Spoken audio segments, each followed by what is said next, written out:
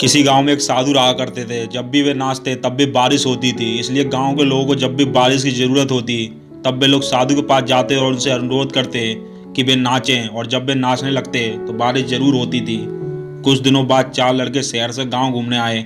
जब उन्हें यह पता चला कि किसी साधु के नाचने से बारिश होती है तो उन्हें यकीन नहीं हुआ।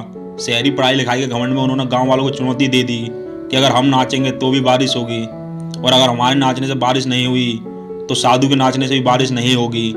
अगले दिन सुबह सुबह गांव वाले उन चारों लड़कों को लेकर साधु की कुटिया के पास पहुंचे। गांव वालों ने साधु को सारी बात बताई।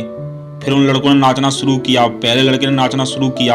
आधा घंटा बीत गया। फिर पहला लड़का थककर बैठ गया, पर बादल नहीं दिखे। कुछ देर बाद दूसरे लड़के ने नाचना शुरू किया और 1 घंटे बीत गए। वह भी थककर बैठ गया, लेकिन बारिश नहीं हुई। फिर बाकी दोनों लड़कों ने भी ऐसा ही किया, पर बारिश नहीं हुई। अब साधु की बारी थी। उसने नाचना शुरू किया। 1 घंटा बीत गया, पर बारिश नहीं हुई। साधु फिर भी नहीं रुका, वे लगातार नाचता ही रहा। नाचते नाचते 2 घंटे बीत गए, पर बारिश नहीं हुई। लेकिन साधु तो रुकने का नाम ही नहीं ले रहा था। धीरे धीरे शाम ढलने लगी कि तभी बादलों की गड़गड़ाहट सुनाई दी और जोरों की बारिश होने लगी। यह देखकर चारों लड़के दंग रह गए और तुरंत साधु से क्षमा मांगी। फिर चारों लड़कों ने साधु से पूछा कि भला ऐसा क्यों कि हमारे नाचने से बारिश नहीं हुई और आपके नाचने से बारिश हो गई। साधु ने उत्तर दिया, जब मैं नाचता हूँ तो 2 बातों का ध्यान रखता हूँ। पहली बात तो यह है कि मैं सोचता हूँ कि अगर मैं नाचूंगा तो बारिश को होना ही पड़ेगा, और दूसरी ये कि जब तक नाचूंगा जब तक कि बारिश ना हो जाए।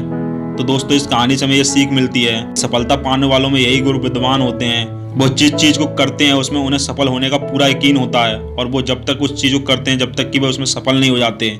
इसलिए अगर हमें भी सफलता हासिल करनी है तो इस साधु की तरह ही अपने लक्ष्य को प्राप्त करना पड़ेगा।